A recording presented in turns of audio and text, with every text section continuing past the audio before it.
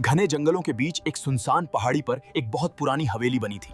आसपास के लोगों का कहना था कि उस हवेली में भूत प्रेत का साया है। उस हवेली के बारे में ऐसी अफवाह थी कि आज तक जो भी इसके अंदर गया वो कभी वापस ही नहीं लौटा। शहर के एक बहुत famous paranormal expert Saurabh Tiwari, जो पैरानॉर्मल चीज़ों पर रिसर्च करने और उसकी सच्चाई जानने के लिए जाने जाते थे, सौरभ अब तक लगभग 200 से भी ज्यादा पैरानॉर्मल केसेस को इन्वेस्टिगेट कर चुका था। सौरभ ने इस डरावनी भूतिया हवेली की सच्चाई पता लगाने का फैसला किया। वहां के रहवासी सौरभ को उस डरावनी हवेली में जाने से रोकते हुए सौरभ से कहते हैं, उस सुनसान हवेली के अंदर मत जाओ बेटा, उसमें भूत प्रेत का वास है। आज तक जो भी उसके अंदर गया कोई वापस ही लौटा।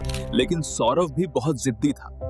उसने तुरंत उन लोगों से थोड़ा मजाकिया अंदाज में कहा, ये भूत प्रेत जैसा कुछ नहीं होता, ये सब बस दिमाग का वहम है। और उसी रात अकेले ही एक कैमरा और एक बैग में कुछ जरूरी सामान लेकर हवेली की तरफ निकल पड़ा। जैसे ही उसने अंदर प्रवेश किया, उसने देखा कि हवेली में बहुत घना अंधेरा है और दीवारों पर काई और ढेर सारे मकड़ी के जाले लगे हुए थे।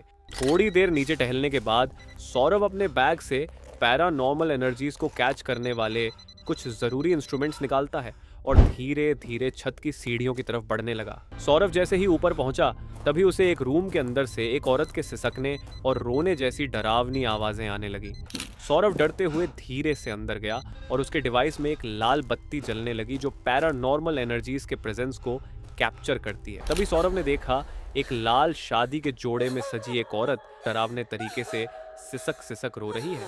उस औरत को देखकर सौरभ थोड़ा घबरा जाता है, लेकिन फिर भी हिम्मत करके सौरभ उस औरत से बोला, कौन हो तुम? अगर तुम मुझसे बात करना चाहो तो मेरी पैरानॉर्मल डिटेक्टर में 2 बार रेड कलर की लाइट जलाओ। लेकिन उस औरत ने कोई जवाब नहीं दिया। हम आपको यहाँ कोई नुकसान पहुंचाने नहीं आए हैं, बल्कि हम यहाँ आपकी मदद करने आए हैं। अगर आप चाहें तो मुझे अपनी मौत का राज बता सकती हैं। हम यहाँ आपकी मदद करने आए हैं। अगर आप हमसे बात करना चाहती हैं तो इस मशीन में 2 रेड बीप दीजिए।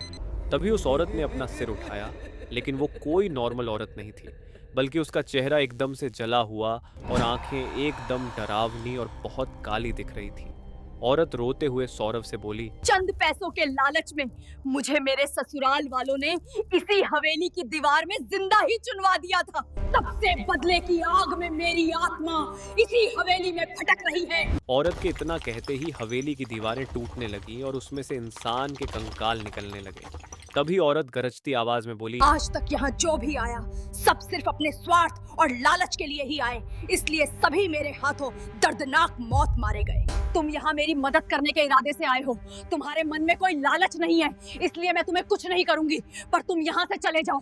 औरत ने सौरभ के हाथ में एक चिट्ठी दी जिसमें एक डेट लिखी थी। सौरभ जैसे ही उस औरत से उस चिट्ठी के बारे में पूछने के लिए अपना सिर उठाता है, तभी औरत एक काले धुएं के साथ गायब हो जाती है और सौरभ वो चिट्ठी लिए अपने घर वापस लौट आया। कुछ साल ऐसे ही बीते, पर एक रात अचानक सौरभ की बहुत रहस्यमय तरीके से मौत हो गई। और सबसे हैरान करने वाली बात यह है कि सौरभ के शरीर पर न कोई दाग और न ही किसी के मारने या गला घोंटने जैसा कोई निशान मिला। जिस इंसान ने अपनी पूरी लाइफ सिर्फ अनसुलझी मिस्ट्रीज को सुलझाने में बिताया, उसकी खुद की मौत ही एक मिस्ट्री बन गई जिसका आज तक कोई पता नहीं चल पाया। कुछ दिन बाद सफाई करते टाइम उसकी मम्मी को सौरभ के रूम में रखी एक डायरी में से वही चिट्ठी मिली जिसमें लिखा था 24/7/2022। ये वही चिट्ठी है जो उस औरत ने सौरभ तिवारी को दी थी। नेगेटिव एनर्जी की खोज करते करते सौरभ की मौत खुद ही एक मिस्ट्री बनकर रह गई। दोस्तों, आपको क्या लगता है, सौरभ की मौत महज एक हादसा था या किसी पैरानॉर्मल एक्टिविटी ने उनकी जान ली थी? अपनी राय कमेंट सेक्शन में जरूर बताएं।